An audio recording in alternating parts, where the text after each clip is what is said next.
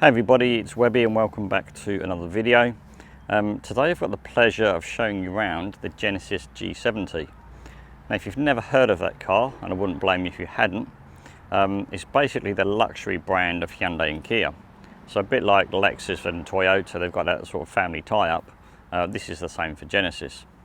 You won't see too many of these on the road because the only dealership's in Sydney, so that's a bit of a drawback to start with. But it plays the value card really well. As you'll see as we go around the car and I show you some of the equipment that's standard, plus also the optional packages that you can get, you'll soon realise how much value you get for money with this particular car. Now there's two option choices that you can get with this car. You get a 2-litre turbo 4-cylinder engine, which is like the entry-level car. That starts at $63,000 plus on roads, plus any options that you choose to go for. And you've got this one here. This is the 3.3-litre twin-turbo V6. Which starts at $76,000 plus on road costs, again plus any optional extras that you choose to have. On this particular car, it's got what they call the luxury package, which is a $10,000 package option. It's got a whole heap of extras which I'll run through as we go around the car. And it puts this car at $95,000 on road, so including all your on-road charges, luxury car tax, stamp duty, etc, it's just a tickle over $95,000. Now that might seem a lot of money for what is basically a posh Hyundai, but you've got to compare it to its competitors really. You've got to look at things like the BMW 3 Series, the Mercedes C-Class, the Audi A4, but then you've got other bits and pieces like the Volvo S60 as well. There's a lot of competition in that sort of mid-size sedan with premium brands these days. And it's when you compare it against the German rivals particularly, you'll then see how much value this car actually does give you. The other nice thing is you're not going to see too many of these on the road. They're really rare. In fact, this is the only one I've actually seen. Rather than something like a 3 Series or a C-Class, which are absolutely everywhere, if you do want a bit of exclusivity, this will definitely give it to you. So in today's video, what we're going to actually do is obviously have a bit of a look around the car. We'll have a look at the interior, but then we'll also take it for a drive and see what it's like out on the open road, just to see what she drives like. So let's get started on the outside and have a good look around this G70 Genesis.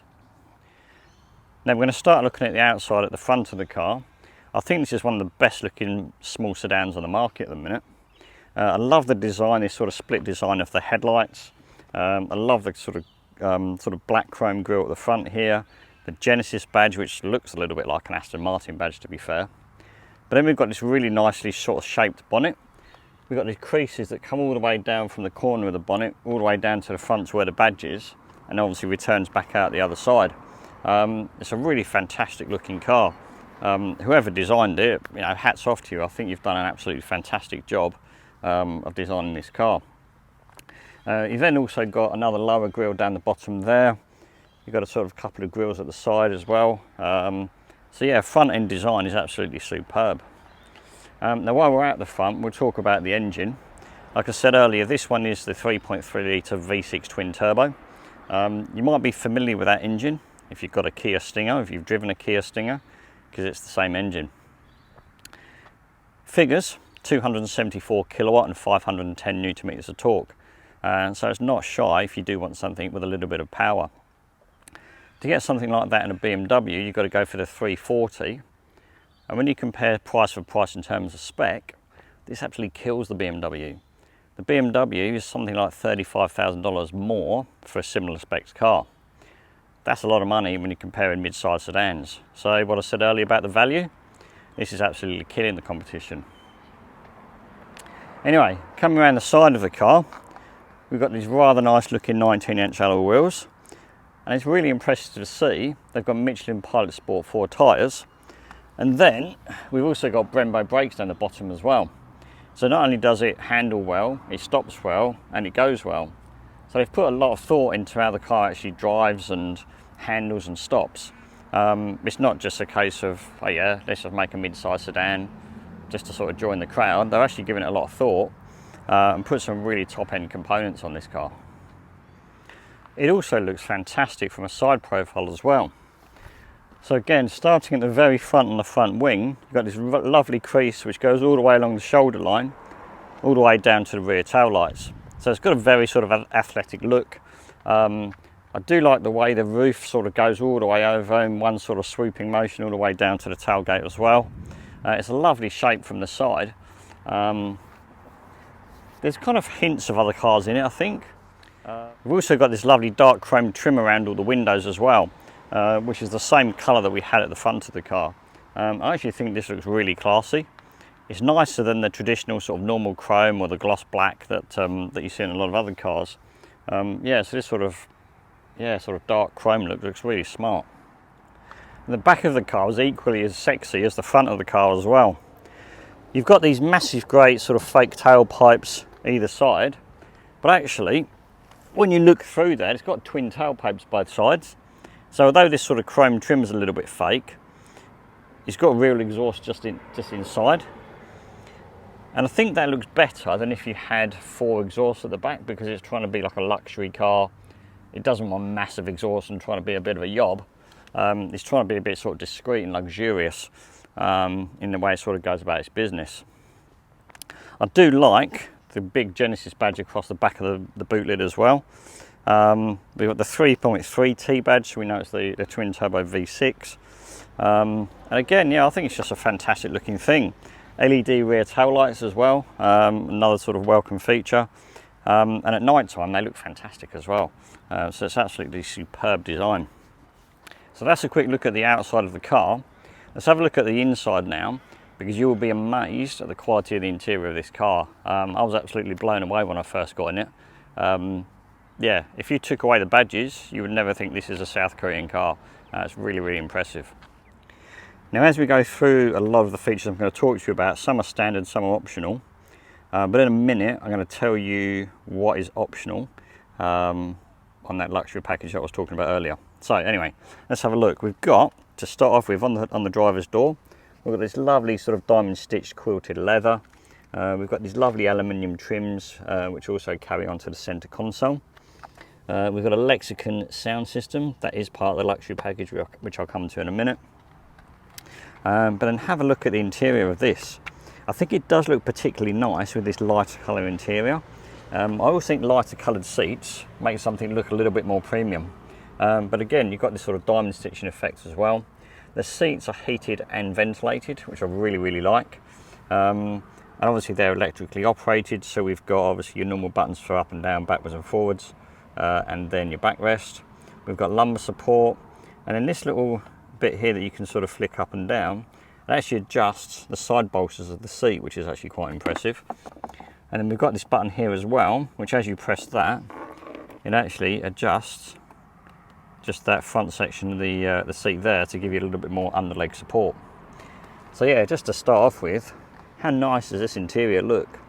You definitely don't think, as I said, that this is from the same people that bring you the i30 or the Tucson.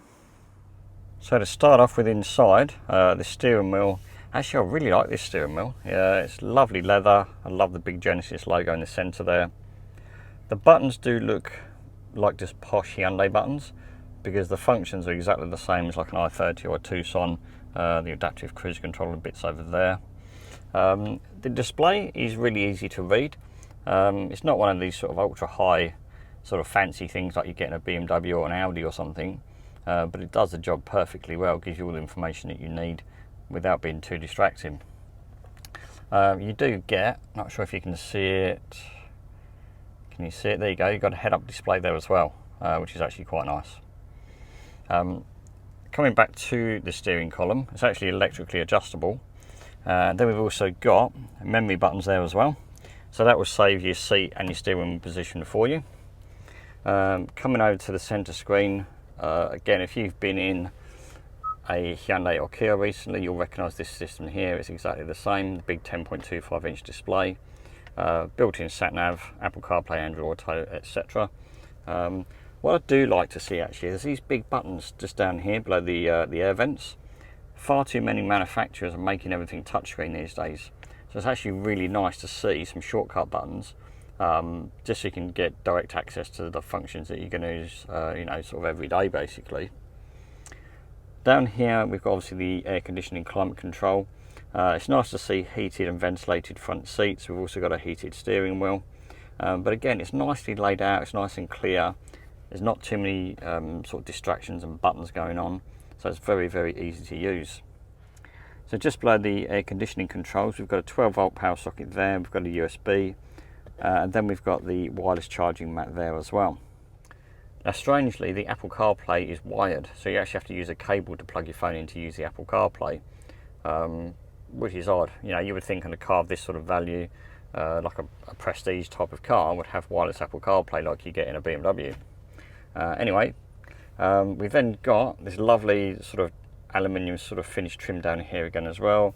Nice little stubby gear stick in front of you there as well. We've got the drive mode selector sort of dial there. That's sort of quite easy to use and easy to access. Then you've got your parking sensors, automatic hold handbrake, cameras, traction control, and electronic handbrake. So it's all like basic stuff, but it's nice and uncluttered. I like the fact that there's not too many buttons in this car. It's actually a welcome change. Got a couple of cup holders down there as well, and then we've got the usual sort of under center console storage cubby, which has got another USB charging point. When you look around the dash, you can actually see how nice all the materials are. So this is actually leather across the top of the center console. The aluminium continues over there to the doors as well, but it does feel like a really nice place to be. Like I said, there's only a couple of little bits where you think, oh yeah, they probably could have spent a little bit more on that. They've taken that out of an i30. So something like the windscreen wiper stalk there. Then you've got obviously the indicators and lights on that side there as well. So they're probably the only little sort of gripes I suppose I've got for this car. Other than that, I love the interior. I think it's fantastic. We've also got this lovely sunroof as well. Shame it's not panoramic, but I think the shape and the slope of the roof means that it probably wouldn't fit in there anyway, but still a decent sized sunroof nonetheless. So stepping into the back of the G70, and you could probably describe this as cosy, would be the best word I think. The driving seat is actually in my position. I'm around 5'6", 5'7", so I'm not particularly tall. I have got enough leg room, so that's not too bad for me. But if you had someone who was in the driver's seat who was about 6 foot tall, and obviously had the seat much further back, yeah, I think you're really going to struggle for a bit of knee room back here. And you can just about get your toes under the driver's seat. I guess you could raise it up a little bit, and you get a little bit more toe room. It's not too bad. It's not too bad. There's probably worse cars out there, but there's probably no more space in the back here than something like an i30 Hyundai. And again, you'd want to sit in the outer two seats because you've got the transmission tunnel. This car's rear-wheel drive, so you've got the transmission tunnel here in the middle. So if you were sat in this middle seat, it'd probably be a bit uncomfortable. In fact, let's try it because, oh yeah, okay, wow, that's interesting. The middle seat is kind of sat up a little bit, so yeah, my head's actually touching the roof, and as I said, I'm not particularly tall. The only plus point, the air vents in the back would come straight on you and cool you down. So, what else have we got in the back here? As I said, we've got air vents there in the middle. We've got a single USB charging point. Would have been nice to see a couple of USBs in there, but at least you got one in there, I guess, which is good. The other nice thing you do get, all the diamond stitched leather does continue to the back. It feels really nice. All the plastics, even on the top of the rear passenger doors, are nice as well. You've got that aluminium trim as well, which is nice. And then you've got heated rear seats for the outer two passengers. And it's not just an on and off, there's actually 3 heat settings as well. So that's actually quite nice to see. I wonder who's going to be the first to come out though and put ventilated seats in the back of a car. Because we've got ventilated seats in the front, so it'd actually be quite nice to put ventilated seats in the back. I don't know how you do that, but I'm sure someone probably does do it out there. But then you might be looking at something like a Rolls Royce or a Bentley, I suppose, for something like that, and that would be very expensive. Anyway, we've then got the usual fold down centre armrest. We've got a couple of cup holders in there. I do like this sort of metal trim around the edge of the cup holders, that's quite nice. It's better than just having sort of cream or black plastic. It actually lifts the colour up a little bit. So yeah, that's actually quite nice. You've got ISOFIX child point sort of fixing points on the outer seats again, which is standard these days. So yeah, it's not a bad place to be in the back. It's just a little bit cramped if you're going to be spending a lot of time back here, I think. Or, well, if you were taller than me, it'd definitely be cramped. But it's comfortable. It's definitely comfortable here in the back, and yeah, you could happily spend a bit of time back here, I think, if you're not very tall. One thing that is nice is I do like this sort of suede headlining as well, and that carries over to the sun visors in the front. That does look very premium. Now, as I said at the beginning of the video, this car's got the optional luxury package, which is $10,000. So I just wanted to run through with you exactly what you get with that luxury pack. Because as I said, this car is full of so much spec, it's good to know the differences between what's standard and what's optional. So starting off with, we've got that 12.3 inch digital instrument cluster that we had a look at earlier, and also the head-up display. We've got forward attention warning, which is a little camera just inside the instrument cluster. So it detects whether you're falling asleep at the wheel or anything like that. The matrix LED headlights that we looked at earlier outside. The design is still the same on the cars without the luxury pack, but the matrix LED lights are, when you're using your automatic high beam, they can blank out certain sections of the road ahead so you don't blind people coming the opposite way. So that's the matrix side of things. The 16-way electric seats with memory position is also part of the pack as well, as is the heated steering wheel and also the heated rear seats. We've also then got the electric boot lid, that is an option. And the Lexicon speaker system that I mentioned earlier, that's also in the luxury pack as well. It's a 15 speaker system. I can tell you it does sound absolutely fantastic. It's a really impressive sound system. The leather gets upgraded to Nappa leather. So Nappa leather was a little bit softer than sort of regular leather, so it's more comfortable to sit in. The suede headline and the sun visors and sort of all the pillars and everything, that's part of the luxury pack as well, as is the electric steering wheel. And there's something that you can't see, all the glass is laminated, so it's acoustic laminated windscreen and door glass. So it actually makes for a much quieter environment as you're driving along. Now if you think, oh, that's a lot of extra stuff to put on a car, what's actually standard? There's a massive list on here of stuff that's standard, so let me just run through some of it with you.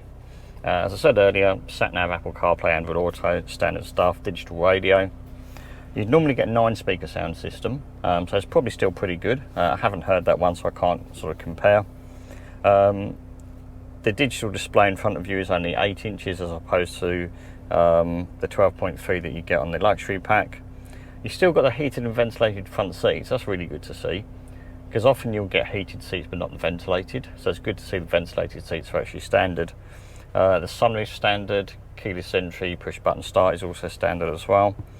All this leather around the dash, all down the side console here, atop the door trims there, and the dash trims, that's all standard as well. Auto lights, wipers, automatic high beam, they're normal stuff, so they're standard as well. Dual zone climate, split fold rear seats. Interestingly, the exterior mirrors, as well as folding in and having the blind spot monitor, they get the same electrochromatic function as your interior mirror. So that means that at night time, if someone's behind you with really bright headlights, as well as the interior mirror automatically dimming itself, the outside mirrors will do exactly the same as well. And that's really handy because particularly at night time, if you've got someone driving behind you who's got really bright lights, the fact that these actually dim down automatically is quite good, and it's good for safety too. And yeah, the 19-inch alloys are standard that we looked at outside. I think for me personally, you'd have to have the luxury pack, because it just makes the car what it is. You know, everything you look at on here, you couldn't sit in here and possibly think, oh, there's something missing on this car. If you took the luxury pack on this particular model, I don't really think you'd want anything else. You'd have to be really picky to say, oh yeah, this is missing. Yeah, you could say, okay, maybe an extra USB charging point in the front or the back. You know, that's kind of really nitpicking. I think the only thing for me possibly that I'd like to see is a bit more space in the back, like for your legs and feet, just for sort of rear passengers. And that's about it really, because everything else to me is absolutely superb. As I said earlier, if you looked at a BMW, you'd probably bet another 35,000 for something with similar performance and similar spec. Okay, with a BMW, you've got a bit more sort of individuality, but they charge you nearly $1,400 for ventilated front seats, and it's standard on this car. So even if you didn't have the luxury pack on this car, and you had the car without it, you'd still get ventilated seats. So you could be looking at getting into that for early 80s. Just over 80,000 would get you into that car without the luxury pack, and then that's a real cheap car. But yeah, personally, I would definitely have the luxury car pack on this model. So that's enough rattling on about what spec it's got, what it hasn't got, and having a look around the outside and bits and pieces. Let's actually go out on the road and take it for a drive, because that's just as important as the spec of the car, because the actual drive of the car is really, really important, particularly when you're spending this much money. People are going to have fairly high expectations. So yeah, let's take it out on the road, see what she drives like, and yeah, give you my thoughts and opinions. First thing is you'll notice, driving position is lovely. Steering wheel is dead ahead of you, so it's a nice, comfortable driving position. The steering is really well weighted. I know Hyundai tune a lot of their cars here in Australia for our roads because they're crap, basically. But generally it rides pretty well.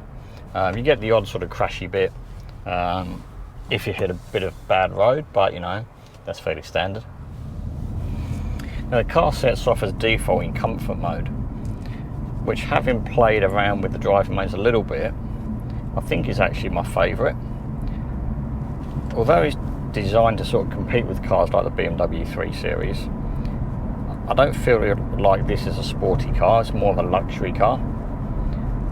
So when you sort of try and drive it in a sporty manner, it's not as enjoyable as driving it in this sort of comfort mode. That's just my personal preference. The sport mode does give you obviously better acceleration response. It is quicker, sort of heavier steering. But I actually quite like the comfort mode. I think it shows the car in its best light, as a luxurious, comfortable sort of cruiser. There's a nice little sort of muted sound from the engine, so it's not too intrusive. And you definitely know you've got a little bit of power under the bonnet, which is quite nice. The fuel consumption is rated at 10.1 litres per 100 on the official figure, so it's not particularly economical. I'm currently sat at 10.3 litres per 100, which is good because not many cars actually get close to their official figure. You often hear of people sort of wildly said, it's meant to do 6 and I got 8 and stuff like that. Not that that's sort of like something to boast about, because 10 litres per 100 is pretty high, particularly when you compare to stuff like a 3 Series, which is a lot lower from their 3 litre turbo engine. And the car has got an 8-speed automatic gearbox, so you would half expect it to be sort of pretty decent, especially if you're doing lots of freeway journeys. If you wanted the experience of the G70 without the high fuel bills, the 2 litre turbo would be slightly better, although that's only rated about 9 litres per 100, so you're not really gaining too much. It probably boils down to how much do you want to spend on the car, because as I said earlier, you could spend sort of early 80s on the 2 litre turbo, or sort of mid 90s on this V6 turbo. Just boils down to personal preference, I think. As with all Hyundais, the car gets a 5-year unlimited kilometre warranty, but servicing is every 12 months or 10,000 Ks, which seems a little bit sort of too often to me. You would think it would at least be 15,000 Ks or a year, which is what most cars are these days. It is pretty quiet here in the cabin. That acoustic glass that I mentioned earlier from the luxury pack does make a difference. You don't get too much noise coming in from outside either. You do get a little bit of tyre noise, but that can depend on the road surface. It is quite bad with the road I'm on at the minute, actually. You could probably hear it coming through the cabin maybe. So that brings us to an end to the video for this Genesis G70. I hope you've enjoyed it. If you've got any questions, please feel free to leave them in the comment section below for me, and I'll come back to you as soon as I can. Love to know your thoughts on this car. Would you spend the 95 grand on this, or would you go the extra and spend something, spend a lot more and get something German? because there's quite a big sort of price disparity between this and BMW, Audi, Mercedes. So yeah, be really keen to know your thoughts on this particular car. If you've enjoyed the video, obviously give it a like. Don't forget to subscribe to the channel. Also hit the notification bell because it will tell you every time a new car review video goes live. In the meantime, thank you very much for watching. Thank you for joining me today. I hope to see you all in the next one.